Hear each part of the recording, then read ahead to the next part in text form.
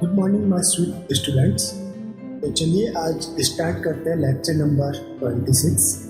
Lecture number 26 में हम study करेंगे मोनसेंटो एसिटिक एसिड प्रोसेस के बारे में। तो मोनसेंटो एसिटिक एसिड कैटलिस्ट का फॉर्मूला क्या रहता है?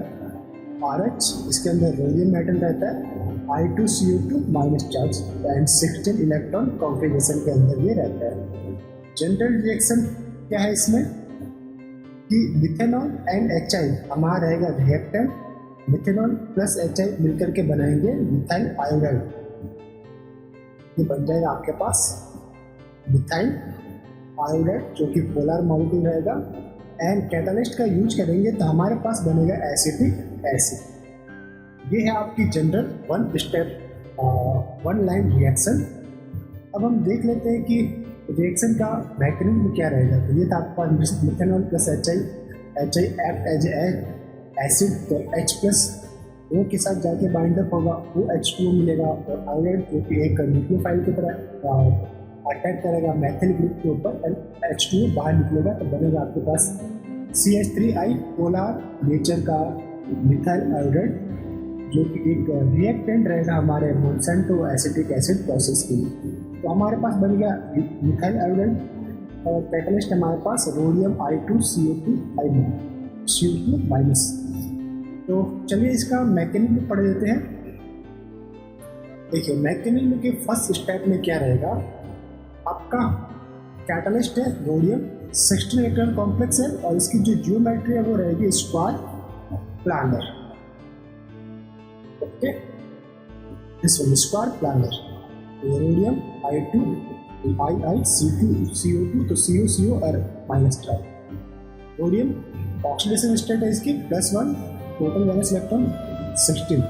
हमारे पास जो हमने रिएक्टेंट यूज लिया था मेथिनॉल प्लस HI एसिड, उससे हमको क्या मिला था? Methyl iodide polar nature.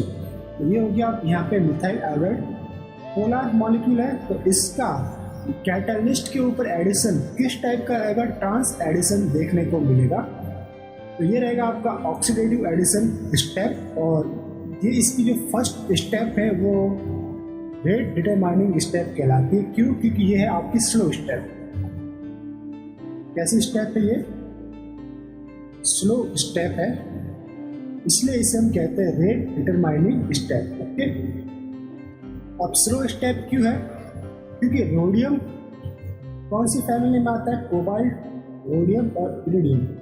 तो कोबाल्ट एंड रोडियम वाले जो कंटेनिंग मेटल है वो जो इनके कार्बोनिलेट है वो लेस रिएक्टिव होते हैं कंपेयर टू इरिडियम कंटेनिंग कार्बोनिलेट। इसलिए इसका फर्स्ट स्टेप स्लो रहता है, सेकेंड स्टेप फास्ट रहेगा। तो अब आपके पास क्या बनेगा? 16 इलेक्ट्रॉन टू 18 इलेक्ट्रॉन सिस्टम आपको देखने को मिलेगा। तो 16 टू 18 इलेक्ट्रॉन सिस्टम के अंदर हम गए और हमें क्या मिला?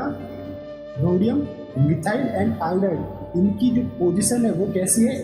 180 डिग्री है, इसलिए ये क्या कहलाएंगे? ट्रांस। तो 180 का इनका पोजीशन हो गया ट्रांस एडिशन, ये हमारे पास शो करता है। और रोडियम की अब ऑक्सीडेशन स्टेट कितनी रहेगी? 3। कैसे? रोडियम सपोज कीजिए ये X है तो ये -1 -4 हो गए, तो this one -4 equals to complex के ऊपर -1 चार्ज रहेगा। ठीक है, तो ये -1 तो X इक्वल्स टू कितना हुआ?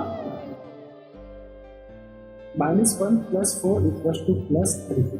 तो रोडियम की ऑक्सीडेशन स्टेट भी +1 से +3 के अंदर चेंज हो गई। अब नेक्स्ट पेज के ऊपर चलते हैं।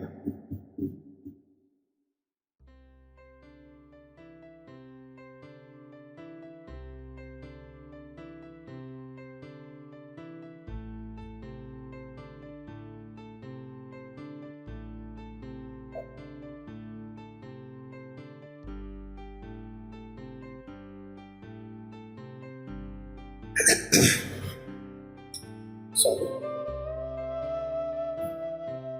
तो सेकेंड स्टेप में क्या होगा? जो आपका 18 इलेक्ट्रॉन कॉम्प्लेक्स बना ऑक्टाहेड्रल, नेचर इसका रहेगा डायमैग्नेटिक एंड अरेंजमेंट रहेगा इसका फेशियल मीन्स ये जो 3 आयोडीन है वो एक ही फेज के अंदर आपको देखने को मिलेंगे। तो अब होगा आपका स्टेप नंबर 2। इसमें रहेगा आपका 1 माइग्रेशन ऑफ एल्किल ग्रुप, इसका माइग्रेशन होगा एल्किल। ये देखिए दिस CH3 जाएगा इस कार्बोनिल के ऊपर, तो जो 18 इलेक्ट्रॉन सिस्टम में वो कन्वर्ट होगा 16 इलेक्ट्रॉन के अंदर। ऑक्सीडेशन नंबर अनचेंज रहेगी। ओके, तो ये बन गया आपके पास 16 इलेक्ट्रॉन कॉम्प्लेक्स। ये हो गया आपके पास एसाइल ग्रुप और ये वैकेंट पोजीशन 16 इलेक्ट्रॉन सिस्टम। अब थर्ड स्टेप में कार्बोनिल का इंसर्शन होगा। कार्बोनिल गैस हम यूज कर रहे हैं CO, तो ये कार्बोनिल का इंसर्शन, तो इस वैकेंट पोजीशन के ऊपर आएगा कार्बोनिल। ये देखिए ये आ गया आपके पास कार्बोनिल वैकेंट पोजीशन के ऊपर। जो 16 इलेक्ट्रॉन सिस्टम था वो किस में कन्वर्ट हो गया 18 इलेक्ट्रॉन सिस्टम के अंदर। स्टेप नंबर 4, इसमें क्या होगा रिडक्टिव एलिमिनेशन। हमेशा याद रखना रिडक्टिव एलिमिनेशन 6 पोजीशन वाले ग्रुप का होता है। तो हमारे पास जो बाहर निकलेगा वो रहेगा एक असाइल ग्रुप। अब एसाइल ग्रुप के 6 पोजीशन में कौन कौन सा आयोडीन है वो देख लेते हैं। तो एक तो ये आयोडीन है और एक दिस आयोडीन, ये इसके 6 पोजीशन पे मीन्स 90 डिग्री के एंगल पे। और ट्रांस पोजीशन पे कौन सा है तो दिस वाला। तो बाहर कौन से जो आयोडीन एलिमिनेट हो सकते हैं, या तो ये वाला आयोडीन एलिमिनेट हो सकता है या ये वाला। इन दोनों में से किसी एक आयोडीन के साथ एसाइल आयोडाइड आपका बाहर निकलेगा और आपका कैटालिस्ट रीजनरेट होगा। जो इसकी ऑक्सीडेशन नंबर 3 थी वो चेंज होगी ऑक्सीडेशन नंबर 1 में। Rhodium 1 rhodium I2CO2 minus charge 16 electron system catalyst regenerate. और जो आपको मिला असाइल आयोडाइड उसकी रिएक्शन अगर हम न्यूक्लियोफाइल लाइक H2O से करवाएंगे तो H2O का OH minus portion, this one OH minus portion attack to this, and यहाँ पे ये बॉन्ड ओपन वापस से क्लोज और ये आयोडीन बाहर। तो आपको क्या मिलेगा एसिड CH3COH, और ये जो I माइनस निकलेगा वो H प्लस के साथ बाइंडअप होकर HI एसिड वापस बना देगा।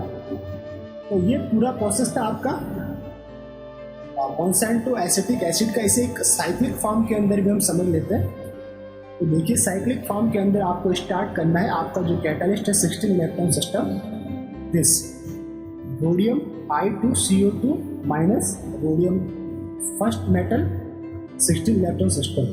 अब फर्स्ट स्टेप में होगा आप क्या क्या यूज में ले रहे हैं मिथेनॉल एंड HI एसिड। तो आपको क्या मिलेगा मिथाइल आयोडाइड। इस मिथाइल आयोडाइड का क्या होगा ऑक्सीडेटिव एडिशन होगा आपके कैटालिस्ट पे और आपको कॉम्प्लेक्स मिलेगा RH I3CO CH3 minus charge. इसमें मेटल के oxidation state and electron count दोनों 2 से इंक्रीज होंगे। तो ये देखिए मेटल +3 ऑक्सीडेशन स्टेट में एंड इलेक्ट्रॉन काउंट हो गया 16 to 18।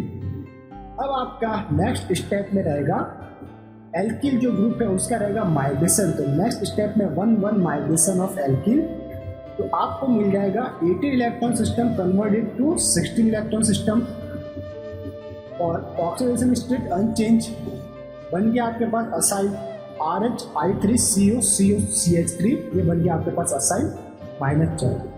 नेक्स्ट स्टेप के अंदर तो ये 16 इलेक्ट्रॉन सिस्टम है, इसके ऊपर कौन आएगा एक अदर लिगेंड लाइक कार्बोनिल का इंसर्शन होगा। तो कार्बोनिल इंसर्शन से 16 इलेक्ट्रॉन सिस्टम किसमें कन्वर्ट होगा 18 इलेक्ट्रॉन सिस्टम के अंदर। यहाँ पे लिख देता हूँ ये रहेगा आपका rhodium third metal and 18 electron system, 18 electron system रहेगा। अब नेक्स्ट स्टेप में क्या होगा ये 18 इलेक्ट्रॉन सिस्टम रिडक्टिव एलिमिनेशन के थ्रू आपका कैटालिस्ट रीजनरेट करेंगे और आपको मिलेगा product acyl iodide, this one acyl iodide. अब एसाइल आयोडाइड की रिएक्शन किससे होगी, एसाइल आयोडाइड की रिएक्शन होगी आपकी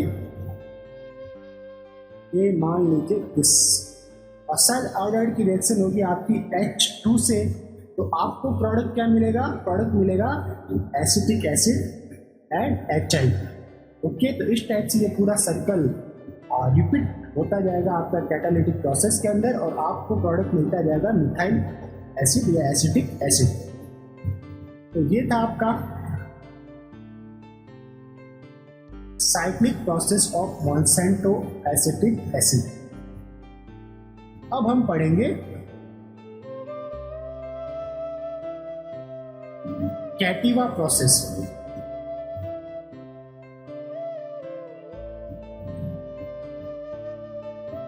कैटिवा प्रोसेस के लिए कैटालिस्ट क्या है? Same like Monsanto acetic acid की तरह रहता है, बट इसके अंदर चेंजेस क्या है? मेटल। इसमें मेटल रहता है iridium compare to Monsanto acid जिसमें मेटल रहता था रोडियम, और ये मोर रिएक्टिव रहता है compare to Monsanto acetic acid. क्यों? क्योंकि इसमें प्रिंसिपल क्वांटम नंबर क्या था, यहाँ पे मैं लिख देता हूँ, principal quantum number n increase होने से आपका नेचर ऑफ कार्बोनिलेट या reactivity of कार्बोनिलेट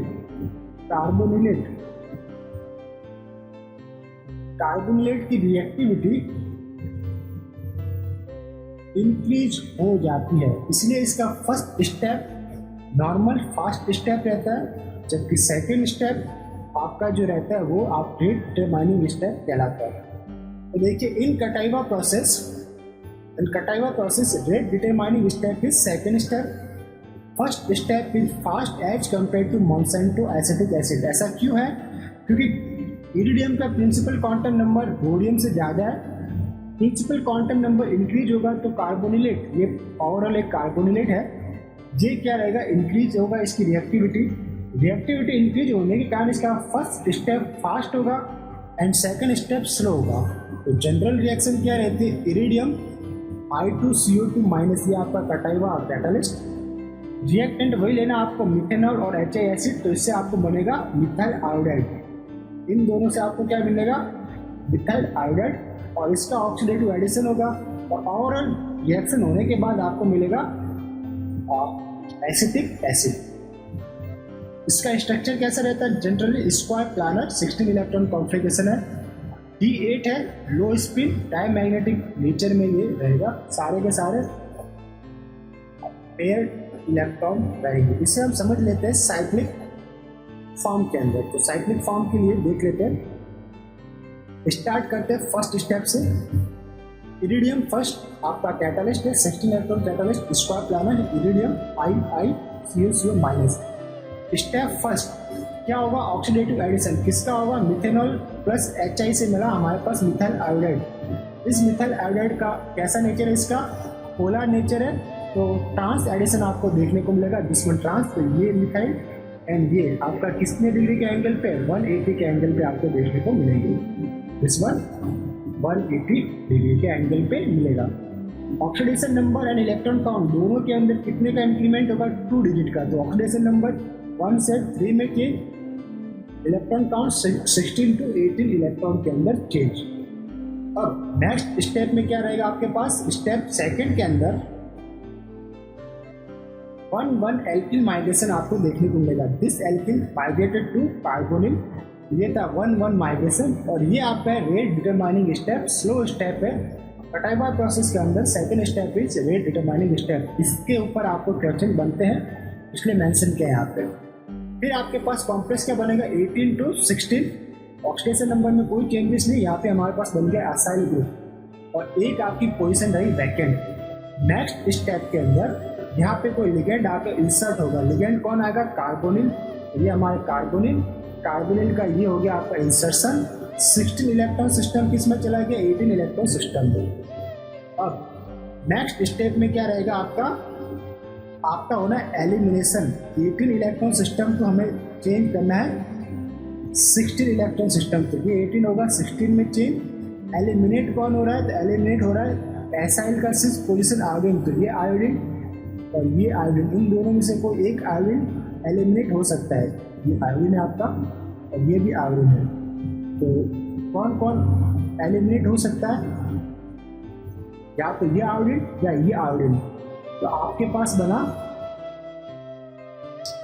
this acyl CH3COI। और नेक्स्ट स्टेप में क्या होगा? इस पर्टिकुलर असाइल आयोडाइड के ऊपर और H2O का अटैक होगा, न्यूक्लियोफाइल अटैक होगा, और आपको मिलेगा acetic acid and HI regenerate हो जाएगा। तो ये था आपका कैटाइवा प्रोसेस का साइक्लिक प्रोसेस। तो ये था आपका साइक्लिक रिप्रेजेंटेशन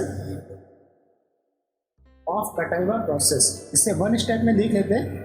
आपका जो एसाइल एल्डिहाइड बना, इसके ऊपर न्यूक्लियोफाइल H2O काटा है, आपको मिल गया एसिटिक एसिड। अगर एसाइल एल्डिहाइड के ऊपर सोडियम ये था आपका सोडियम एसीटेट का अगर हम रिएक्शन करवा दें तो क्या मिलेगा आपको? आपको मिलेगा एनहाइड्राइड। दिस वन एनहाइड्राइड आपको मिलेगा। यह था एसाइल का पोर्शन और ये पर्टिकुलर एसिटिक एसिड का पोर्शन, तो आपको मिल गया एनहाइड्राइड। ओके, तो आप इससे एनहाइड्राइड भी जनरेट कर सकते हैं। तो ओवरऑल क्या हुआ? एसाइल एल्डिहाइड के अगर रिएक्शन सोडियम मिथॉक्साइड से करवाएंगे तो आपको क्या मिलेगा? एस्टर। तो 3 टाइप की प्रोडक्ट आप कैटाइवा प्रोसेस में बना सकते हैं। आपको चेंज क्या करना है? न्यूक्लियोफाइल, नेचर ऑफ न्यूक्लियोफाइल आपने चेंज किया, like sodium methoxide, sodium acetate या H2O, तो आपको प्रोडक्ट भी डिफरेंट मिलेगा। अगर H2O है तो आपको मिलेगा एसिटिक एसिड, अगर CH3CuNa है तो आपको मिलेगा एसिटिक एनहाइड्राइड, अगर आपने लिया सोडियम मिथॉक्साइड तो आपको मिलेगा एस्टर। तो कुछ एक कंपैरेटिव स्टडी यहाँ पे हमने देखी है, स्टेप वाइज देख लेते हैं। लाइक अगर reaction step in Monsanto acetic acid and reaction step in Cativa process, तो क्या क्या स्टेप्स है? पहला स्टेप रहता है इसके अंदर ऑक्सीडेटिव एडिशन, जो कि रेट डिटरमाइनिंग स्टेप रहता है। और कैटाइवा के अंदर भी ऑक्सीडेशन एडिशन होता है, बट वो रहता है आपका फास्ट स्टेप। क्यों रहता है fast? More reactive nature of iridium metal, क्योंकि प्रिंसिपल क्वांटम नंबर इंक्रीज रहता है, principal quantum number increase, carbonylic reactivity increase. Second step 1,1 alkyl migration, जो कि फास्ट स्टेप रहता है इसके अंदर, ये रहेगा आपका फास्ट। जबकि कैटाइवा प्रोसेस में सेकेंड स्टेप क्या रहता है? रेट डिटरमाइनिंग स्टेप, ये रहेगा आपका स्लो। ठीक। स्टेप नंबर 3 कार्बोनिल इंसर्शन, इसमें भी कार्बोनिल इंसर्शन होता है। Step 4 reductive elimination, step 4 reductive elimination. और फिर जो आपको ग्रुप मिलेगा या पर्टिकुलर स्पीसीज मिलेगी, उसके ऊपर क्या करवाना है आपको? Nucleophilic attack. फिर आपको करना है यहाँ पे न्यूक्लियोफिलिक अटैक करवाना है। स्टेप 5 के अंदर यहाँ पे भी न्यूक्लियोफिलिक अटैक रहता है स्टेप 5 के अंदर, और आपको मिल जाएगा आपका प्रोडक्ट। ओके,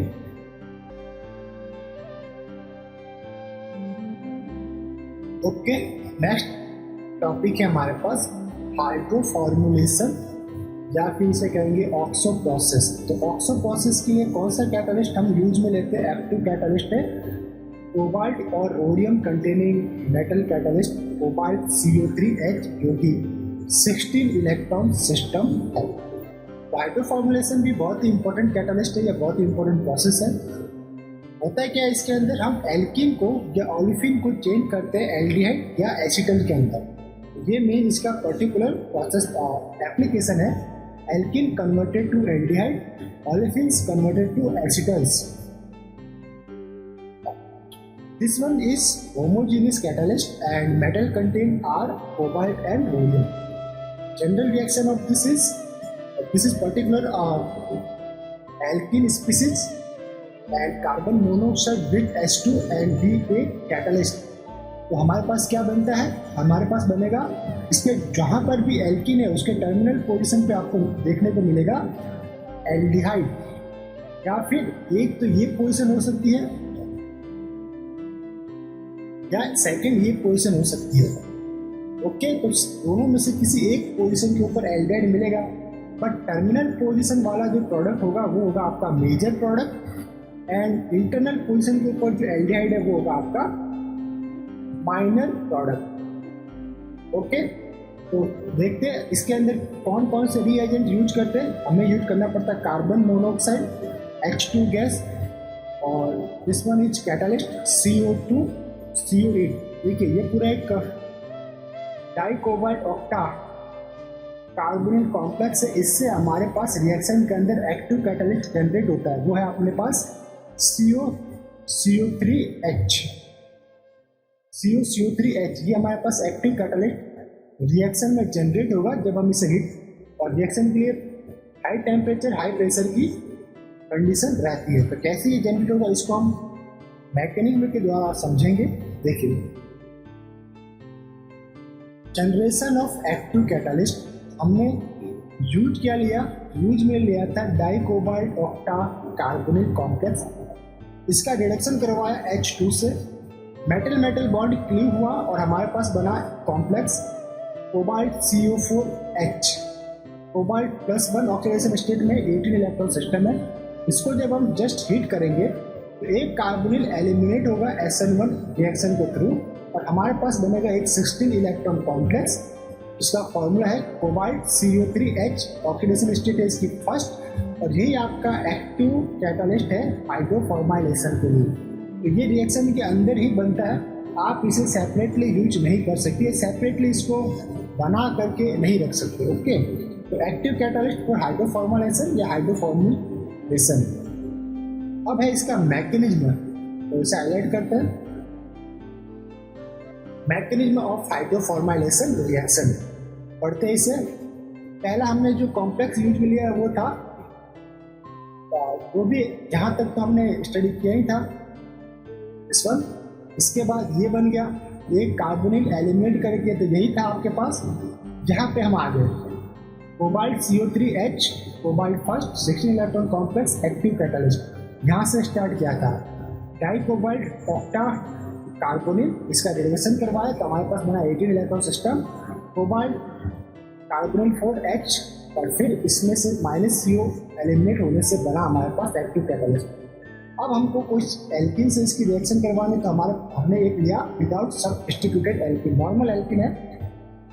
स्टेप में क्या होगा, इसका कोऑर्डिनेशन ऑफ एल्किन, यानी एल्किन का कोऑर्डिनेशन होगा जो वैकेंट साइट है उस पर।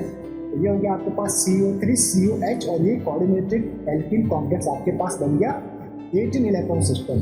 स्टेप थर्ड में क्या होगा, ये जो पर्टिकुलर आपको H दिख रहा है, H का माइग्रेशन होगा 1 to 1 पोजिशन या 1 to 2 पोजिशन, इसलिए हम इसे कहते हैं 1 to H माइग्रेशन या 1 to H इंसर्शन। ये H मेटल से डिटेच होके एल्कीन के इस टर्मिनल कार्बन के ऊपर अटैच होगा और एल्कीन का फर्स्ट कार्बन मेटल के साथ अटैच हो जाएगा। तो 18 इलेक्ट्रॉन सिस्टम किस में कन्वर्ट होगा, 18 electron system converted to 16 electron system. This one CH2 CH3, यहाँ पे 3H है आपके पास अगर आप समझना चाहे तो। ओके, और यहाँ पे 2H है, तो CH2 CH3, तो CO3 कोबाल्ट CH2 CH3, ये बन गया आपके पास 16 इलेक्ट्रॉन सिस्टम। अब इसके बीच में अलग इनोलाइजेशन या कुछ इस बीटा हाइड्रोजन, इस one beta hydrogen and cobalt के बीच में अट्रैक्शन रहता है। तो ये था आपका agostic interaction, cobalt first 16 electron system. अब स्टेप नंबर 4 में यहाँ पर एक वैकेंट साइट है, वैकेंट साइट होने के कारण इसमें कार्बोनिल का इंसर्शन होगा। दिस वन कार्बोनिल एडिशन बोलो या कार्बोनिल इंसर्शन बोलो, CO इंसर्शन। ओके, तो CO इंसर्शन होने के बाद 16 इलेक्ट्रॉन सिस्टम इसमें कन्वर्ट हो जाएगा 18 इलेक्ट्रॉन सिस्टम में। ऑक्सीडेशन नंबर में कोई चेंजिंग नहीं आएगा, तो 1 2 3 4। अब कितने कार्बोनिल हो गए, 4, और ये हो गया आपके पास एथिल CH2 CH3, आप इसे शॉर्ट में CH2 C2H5 भी लिख सकते हैं या फिर CH2 CH3, यहाँ पे 3 हाइड्रोजन से। ओके, स्टेप 5 में क्या होगा, इस एल्किल का माइग्रेशन होगा और कार्बोनिल के ऊपर, जिसे हम बोलेंगे 1-2 एल्किल माइग्रेशन या 1-1 एल्किल माइग्रेशन। तो हमें क्या मिलेगा, एसाइल ग्रुप मिलेगा। तो देखिए this one is acyl group, इसे हम शॉर्ट में क्या लिख सकते हैं, bond CO C2H5, this is acyl group. Okay, और यहाँ पर आपके पास एक वैकेंट साइट रह गई। तो जो 18 इलेक्ट्रॉन सिस्टम था माइग्रेशन के कारण किसमें चेंज हो गया, 16 इलेक्ट्रॉन सिस्टम के अंदर चेंज हो गया। इस 16 इलेक्ट्रॉन सिस्टम को हम ऐसे भी लिख सकते हैं, स्क्वायर प्लानर कॉम्प्लेक्स के अंदर स्क्वायर प्लानर। अब क्या होगा, नेक्स्ट स्टेप हमें और क्या यूज में लेना था, यहाँ पे H2 गैस हमने यूज में लिए। H2 कैसा नेचर है इसका, नॉन पोलर सिस्टम का कैसा एडिशन होता है, cis addition, this one cis addition.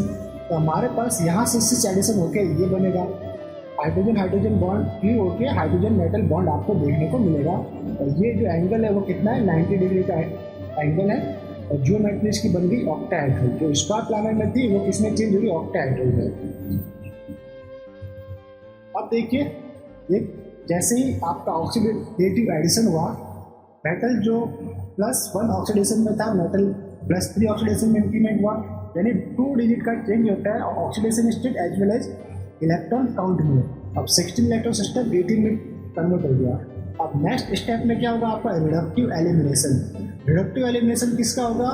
जो असाइल ग्रुप के सिस पोजीशन के ऊपर हाइड्रोजन है लाइक दिस या दिस, दोनों ही सिस पोजीशन पे, तो किसी एक हाइड्रोजन को ये एक हाइड्रोजन को एक्सेप्ट करके एलिमिनेट हो जाएगा। तो ये बन जाएगा आपके पास C2H तब COH। इट मीन्स एल्डिहाइड आपके पास देखने को मिला, this CH3 CH2 COH। Okay, तो ये बन गया आपके पास CH2 C2H5 CHO।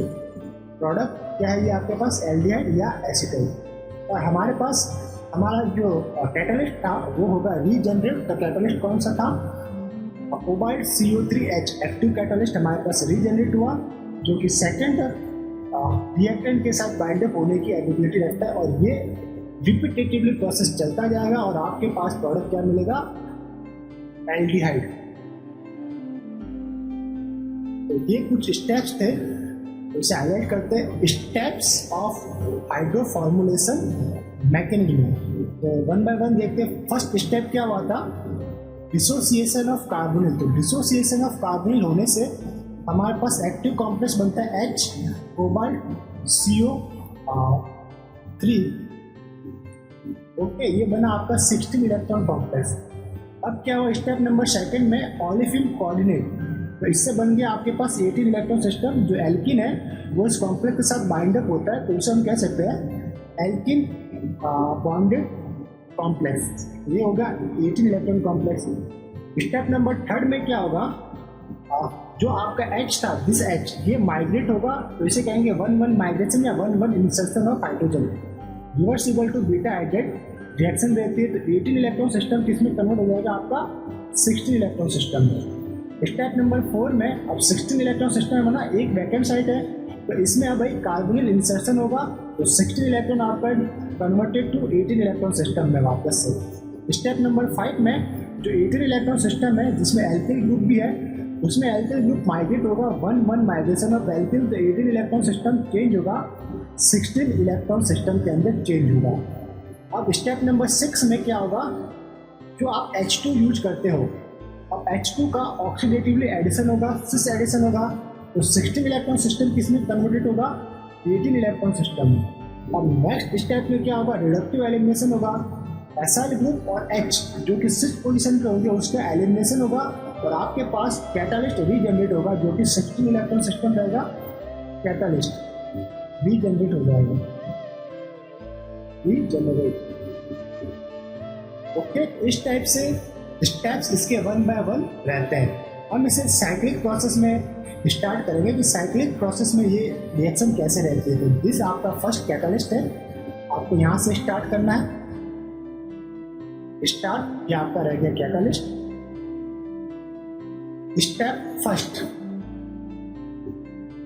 Step first carbonyl आपका एलिमिनेट हुआ, रिडक्टिव कार्बोनिल यानी कि एलिमिनेशन ऑफ कार्बोनिल, तो आपको बन गया ये एक्टिव कैटालिस्ट। सेकेंड स्टेप में क्या रहेगा आपका?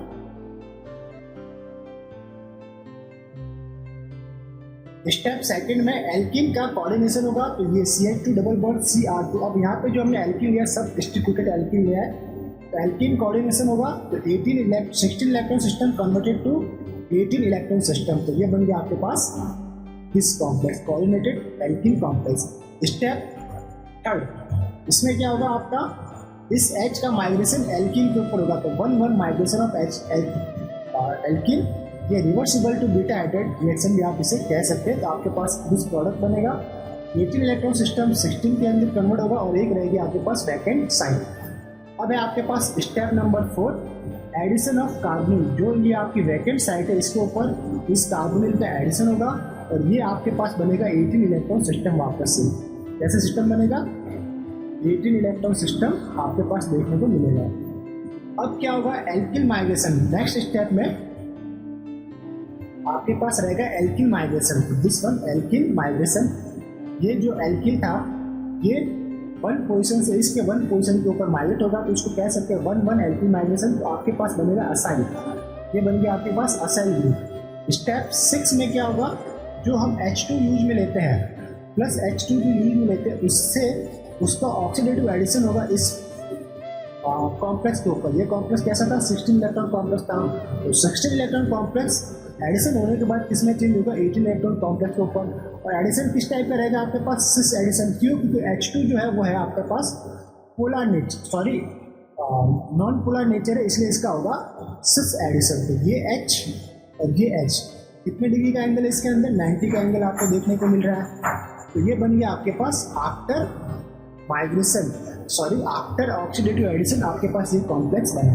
अब नेक्स्ट स्टेप क्या होता है, रिडक्टिव एलिमिनेशन। जो आपका ये कॉम्प्लेक्स है इसमें से पर्टिकुलर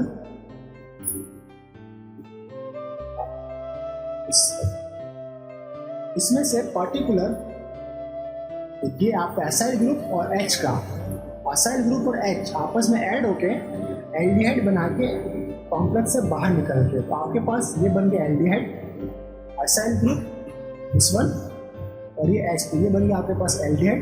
स्टेप नंबर 7 था रिडक्टिव एलिमिनेशन। और आपके पास एक्टिव कैटालिस्ट रीजनरेट होता है, ये बन गया आपके पास active catalyst CO3 COH 16 electron system. ये है आपके पास कॉम्प्लेक्स कैटालिस्ट रीजनरेट। तो ये था आपके पास एक cyclic process of hydroformylation reaction via oxo process. इस पूरे प्रोसेस को क्या कहते हैं, ऑक्सो प्रोसेस। एक्टिव कैटालिस्ट क्या था अपने पास, एक्टिव कैटालिस्ट है cobalt CO4H, sorry cobalt CO3H। तो अब इस टॉपिक में हम नेक्स्ट जो सब टॉपिक है वो पढ़ते हैं। सब टॉपिक है अपने पास if substituted alkene is use. उस कंडीशन में आपको 2 टाइप के एल्डिहाइड मिल सकते हैं, एक टर्मिनल पोजीशन के ऊपर एल्डिहाइड मिल सकता है और एक इंटरनल पोजीशन के ऊपर कार्बोनिल ग्रुप आपको मिल सकता है। उससे पहले क्या होगा, अगर मैं एक स्टेप है कि ऑक्सीडेटिव एडिशन में H2 यूज कर रहा हूँ, ये आपके पास मिल गया 16 इलेक्ट्रॉन सिस्टम। अब मैंने कार्बोनिल का इंसर्शन नहीं करवाया, स्टेप में क्या किया, कार्बोनिल का इंसर्शन नहीं करवाया और डायरेक्टली H2 का ऑक्सीडेटिव एडिशन करवा दिया। उस कंडीशन में क्या मिलेगा आपके पास, इस ये हो गया आपके पास cobalt CO3 H2 CH2 CHR2। अब क्या होगा, रिडक्टिव एलिमिनेशन रिएक्शन परफॉर्म होगी। तो रिडक्टिव एलिमिनेशन किसमें होगा, सिस ग्रुप आपका एलिमिनेट होंगे और आपके पास बना CO3 COH active catalyst regenerate. ये बन गया आपके पास प्रोडक्ट, ये बन गया CH3CHR2 प्रोडक्ट। यहाँ पे देखिए हमारे पास माइग्रेशन रिएक्शन परफॉर्म नहीं हुई है, यानी माइग्रेशन से पहले ही हमने क्या करवा दिया, H2 का एडिशन। तो आपके पास प्रोडक्ट क्या मिलता है, सैचुरेटेड एल्केन। ये बना है आपके पास एल्केन, सैचुरेटेड एल्केन आपको देखने को मिलता है जब हम एल्किल का माइग्रेशन ना करवा के डायरेक्ट H2 का ऑक्सीडेटिव एडिशन करवाते हैं।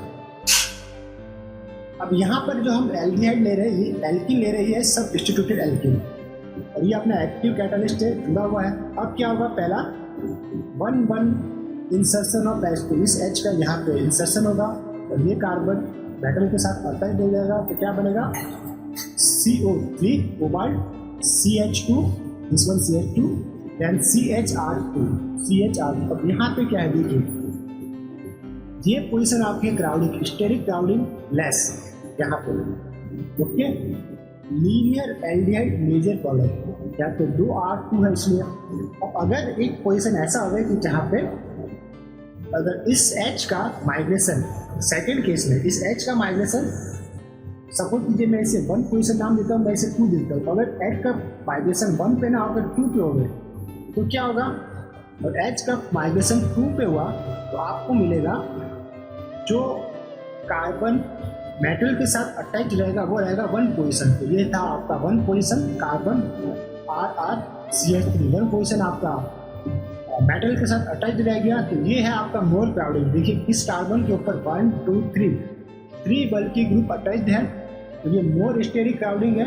ब्रांच एल्डिहाइड आपको इसमें प्रोडक्ट मिलेगा, जबकि इससे ऊपर वाले कॉम्प्लेक्स में कोबाल्ट अटैच टू कार्बन, इस कार्बन के साथ सिर्फ एक ही बल्कि ग्रुप अटैच है, बाकी के दो हाइड्रोजन है। इस कंडीशन में ये लेस स्टेरिक क्राउडिंग है, ये वाला पोजीशन, जो कौन सा पोजीशन में स्टेरिक क्राउडिंग बता रहा हूँ, दिस पोजीशन को और दिस को, ये पर्टिकुलर पोजीशन नीचे वाले कॉम्प्लेक्स में मोर क्राउडेड है और ऊपर वाले कॉम्प्लेक्स में लेस क्राउडेड है।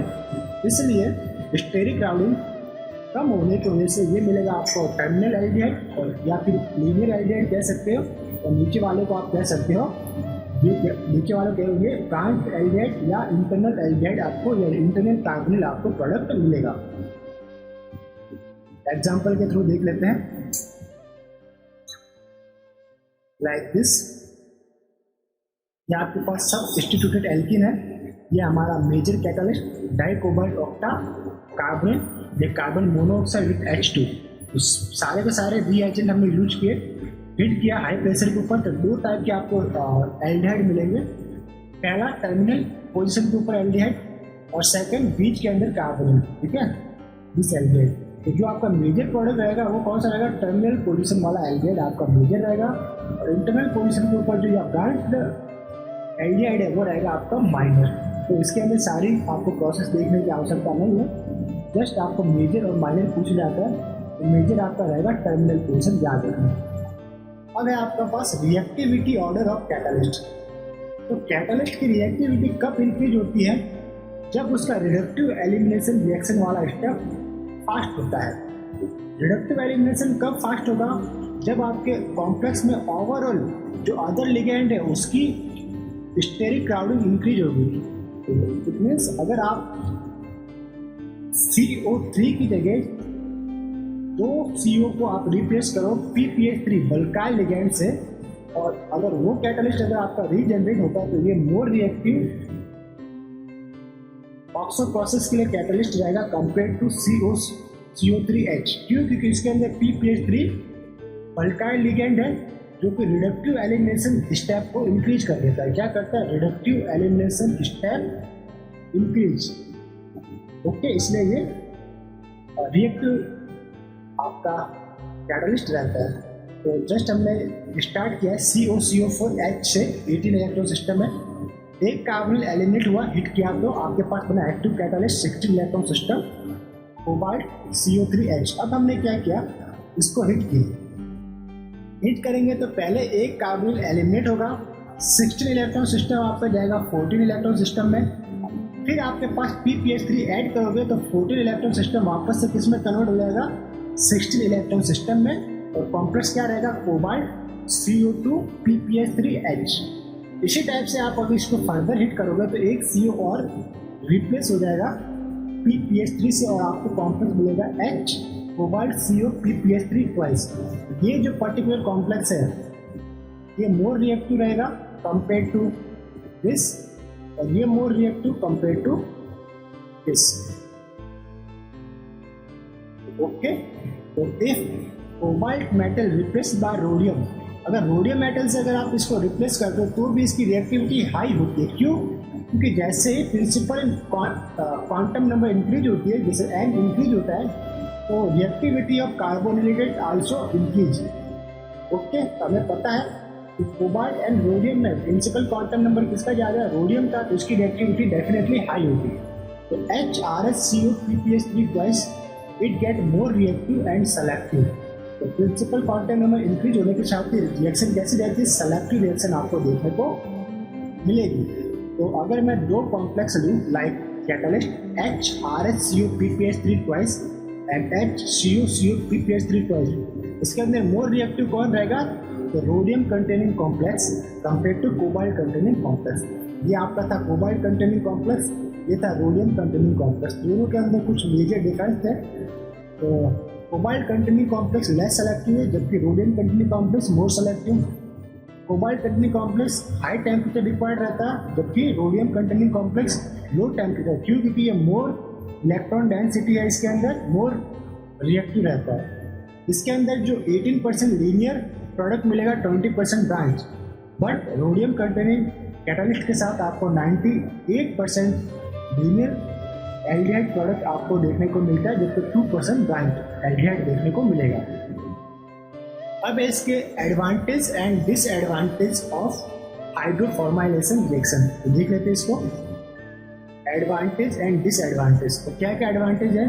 तो cobalt catalyst required high temperature and high pressure, ठीक है, कंपेयर टू रोडियम कैटालिस्ट की तुलना में high temperature high pressure required करते हैं। In cobalt hydroformylation linear chain aldehyde is 80% and branch chain aldehyde is 20%। Okay, like हम इसे एक एग्जांपल के थ्रू देख लेते हैं। ये एक एग्जांपल है, आपके पास एक एल्कीन है, टर्मिनल के ऊपर एल्कीन है, हमने मेजर कैटालिस्ट यूज किया डाई कोबाल्ट ऑक्टाकार्बोनेट, जिससे आपका एक्टिव कैटालिस्ट बनेगा HCuCO3 H2, और इसे high temperature and high pressure के ऊपर रिएक्शन प्रोसीड करवाई, और यहाँ पे आपको कार्बन मोनोऑक्साइड भी लेना पड़ेगा। तो आपके पास एक प्रोडक्ट बनेगा टर्मिनल या न्यूक्लियर एल्डिहाइड जो कि 60% रहेगा, और इसके अलावा अदर जो प्रोडक्ट्स बनेंगे ये बनेंगे आपके पास ब्रांच एल्डिहाइड, जो कि 60 और 80% के बीच में आपका लीनियर एल्डिहाइड हो सकता है। ब्रांच एल्डिहाइड का जो रेशियो है वो 20% के बीच में हो सकता है। अब ये ब्रांच एल्डिहाइड का पोजीशन या तो सेकंड नंबर पे हो सकता है, या थर्ड नंबर पे, या फोर्थ नंबर पे, जैसा भी रहेगा, बट ये रहेगा आपका माइनर प्रोडक्ट और ये रहेगा आपका मेजर प्रोडक्ट। अब है आपके पास एप्लीकेशन ऑफ हाइड्रोफॉर्माइलेशन रिएक्शन। तो एप्लीकेशन क्या, मेजर एप्लीकेशन हमारे पास है कि हम क्या बना सकते हैं।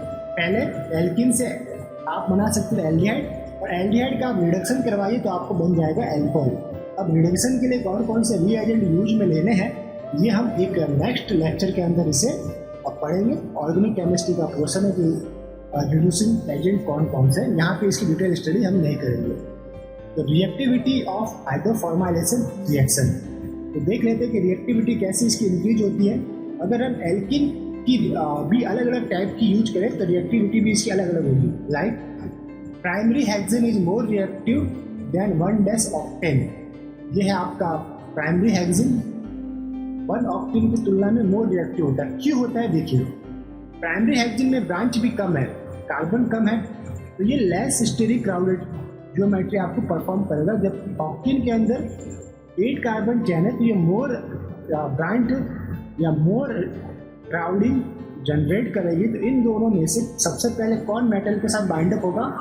हेक्सेन, 1 हेक्सेन बाइंड अप होगा। और 1 ऑक्टेन 1 हेप्टेन की तुलना में या 2 हेप्टेन की तुलना में मोर रिएक्टिव। अब ये 8 मेंबर रिंग है और ये भी 8 मेंबर रिंग है, बट इसके अंदर जो डबल बॉन्ड है वो इंटरनल डबल बॉन्ड है, और internal double bond more crowded होता है compare to terminal double bond. इसलिए आपका terminal double bond containing octane more reactive है compare to internal double bond containing octane. और this one internal double bond containing octane भी more reactive है internal double bond containing heptane से। अब अपने पास है कि एक है आपके पास cyclohexane is more reactive than substituted cyclohexane. यहाँ पे भी वही कंसेप्ट है, स्टेरिक क्राउडिंग का कंसेप्ट है। दिस इज मोर क्राउडेड है, आपके पास मोर क्राउडेड स्पीसीज है, ये है आपके पास लेस क्राउडेड। ओके, ये मोर क्राउडेड है, ये लेस क्राउडेड है, इसलिए इसकी रिएक्शन फास्ट होगी कंपेयर टू दिस। अब है आपके पास रेट ऑफ हाइड्रोफॉर्माइलेशन रिएक्शन। तो 3 कॉम्प्लेक्स आपके पास दे रखे हैं, like complex A, B, C and D। किसकी सबसे ज़्यादा रेट होगी ये रिप्लेस करते गए हम। कार्बोनिल को एक बार PPH3 से रिप्लेस किया तो हमारे पास बना HRHCO ट्वाइस PPH3। दूसरे PPH3 से रिप्लेस किया तो हमारे पास बना HRHCO PPH3 ट्वाइस। वापस से फर्दर रिएक्शन करवाई तो PPH3 से तो एक CO वापस रिप्लेस हो गया HRH PPH3।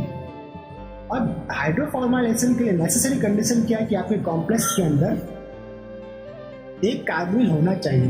तो जो D कॉम्प्लेक्स है उसके अंदर कोई भी कार्बोनिल प्रेजेंट नहीं है, इसलिए ये हाइड्रोफॉर्माइलेशन रिएक्शन शो नहीं करेगा।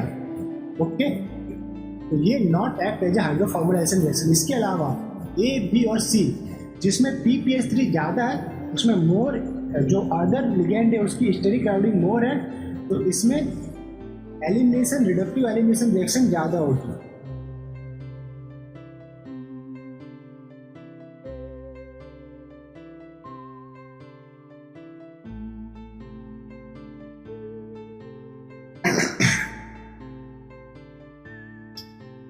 तो अदर लिगेंड लाइक PPH3 की स्टेरिक क्राउडिंग इंक्रीज होने से जो इसका लास्ट स्टेप रिडक्टिव एलिमिनेशन का वो बढ़ेगा। तो रिएक्टिविटी सबसे ज़्यादा किसकी रहेगी? C कॉम्प्लेक्स की। C is greater than B, B is greater than A, और D कॉम्प्लेक्स तो आपका शो ही नहीं करेगा, तो सबसे लेस रिएक्टिव ये आपका रहेगा।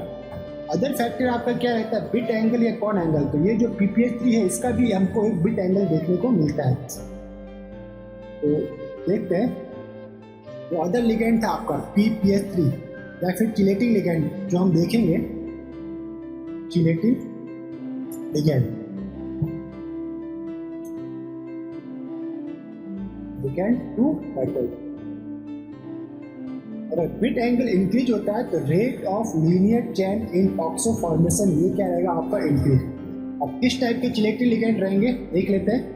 कि आपके पास कॉम्प्लेक्स है A, इसके अंदर सिर्फ 1 CH2 है, तो बिट एंगल इसका कम है। अगर इसमें 2 CH2 हो जाएंगे तो ये एंगल आपके पास इंक्रीज हो जाएगा।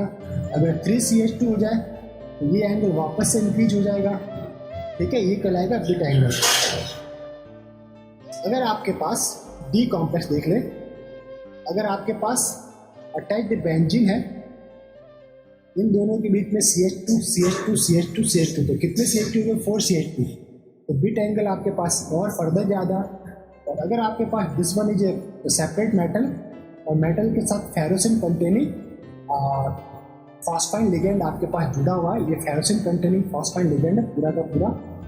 ठीक है, तो इसके अंदर कितने कार्बन है देखिए, 1, ये 1 2 3 मेटल, 4, ये 5। तो ओवरऑल इसका बिट एंगल सभी से ज़्यादा है। और इसके अलावा E कॉम्प्लेक्स के अलावा एक है F कॉम्प्लेक्स। तो F कॉम्प्लेक्स में देख लीजिए 1 2 3 4 5 और 5, तो ये ऊपर से इसका ये स्टेरिक हिंड्रेंस, स्टेरिक क्राउडिंग, तो ये और भी दूर दूर रहेंगे। तो F कॉम्प्लेक्स का बिट एंगल सबसे ज़्यादा रहेगा। तो कंसेप्ट क्या है कि bit angle of the complex, bit angle order of following complex like F is greater than E। E जो था आपका, इसको जस्ट ले लेते हैं, E and E is greater than D, this one, and D is greater than C, C is greater than B and B is greater than A। तो मोर reactive कौन सा रहेगा आपका? F, then E, then D, then C, then B and then A। ये था आपका bit angle के according complex की रिएक्टिविटी।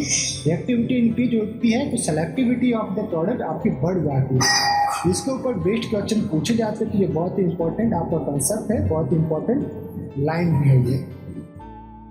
इसके ऊपर based previous year question solution कर लेते हैं आप।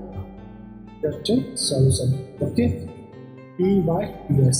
पहला क्वेश्चन है, विच of the following complex shows fast linear hydroformylation reaction? Fast linear, तो देखते a complex, rhodium attached to carbonyl attached to H, PPH to PPH2, then rhodium attached to PPH with CH2 CH2, then rhodium this one attached to PPH2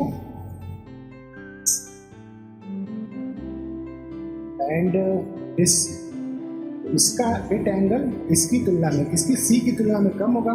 तो अभी जैसे हमने order यहाँ पे study किया FEDC, इसके अकॉर्डिंग सबसे ज़्यादा बिट एंगल कौन से कॉम्प्लेक्स में आपको देखने को मिल रहा है? तो कॉम्प्लेक्स देखिए, देखने के बाद हम लोग क्या ऑब्जर्वेशन है कि कॉम्प्लेक्स C का बिट एंगल सबसे ज़्यादा है, फिर D का, देन आफ्टर आपका रहेगा B एंड A। दोनों कॉम्प्लेक्स में ये है आपका PPH2 और B है आपका PPH। तो PPH ये दोनों ही कॉम्प्लेक्स से इसमें PPH2 है, इसकी रिएक्टिविटी ज़्यादा हुई कंपेयर टू D। लेकिन अभी क्वेश्चन में क्या पूछा है कि which of the following complex हो फास्ट लीनियर हाइड्रोफॉर्मुलेशन? तो आपका आंसर रहेगा सबसे ज़्यादा कौन एंगल या बिट एंगल है C कॉम्प्लेक्स में, तो C कॉम्प्लेक्स ही आंसर रहेगा, कॉम्प्लेक्स C। नेक्स्ट क्वेश्चन है आपके पास, which of the following complex does not show hydroformylation reaction? तो कॉम्प्लेक्स की एक बार देख लेते हैं। कॉम्प्लेक्स ये है HRSCO BnPH ट्वाइस, Bn यानी कि हो गया आपका benzene group, cobalt CO3H and other है iridium CuCl PPH3 twice and other है HRSCO PPH3 ट्वाइस। इन सभी में डिफरेंस क्या नज़र आ रहा है कि ये जो कॉम्प्लेक्स है C, इसके अंदर हाइड्रोजन प्रेजेंट ही नहीं है। और हाइड्रोफॉर्माइलेशन के लिए नेसेसरी कंडीशन है कि कॉम्प्लेक्स में H और CO प्रेजेंट होना चाहिए। अगर H या CO में से कोई भी एक अनप्रेजेंट है तो वो आपका हाइड्रोफॉर्माइलेशन रिएक्शन नहीं देते। तो कंसेप्ट है complex which does not contain H या फिर आप लिख सकते हो CO does not show hydroformylation. So जो आपका कॉम्प्लेक्स C है वो आपका रहेगा आंसर, ये हाइड्रोफॉर्माइलेशन रिएक्शन परफॉर्म नहीं करेगा। तो लेक्चर को यहीं पे स्टॉप करते हैं। आई होप आप सभी को लेक्चर पसंद आया होगा। तो इस पर्टिकुलर लेक्चर के अंदर हमने जो टॉपिक स्टडी किए थे, स्टार्ट किया था हमने मोनसेंटो एसिटिक एसिड से, Monsanto acetic acid catalyst, then हमने पढ़ा कैटिवा कैटालिस्ट एंड उसके बाद हमने पढ़ा hydro formylation reaction, formylation reaction catalyst, जो कि इस पर्टिकुलर प्रोसेस को कहते हैं ऑक्सो प्रोसेस।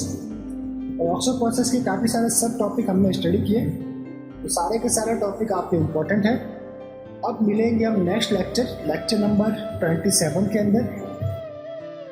27 के अंदर हम स्टडी करेंगे रेकर प्रोसेस या फिर इसको बोलते हैं स्मिथ प्रोसेस भी, जो कि काफ़ी इम्पोर्टेंट है। तो मिलते हैं लेक्चर नंबर 27 में, तब तक के लिए हैव ए नाइस डे।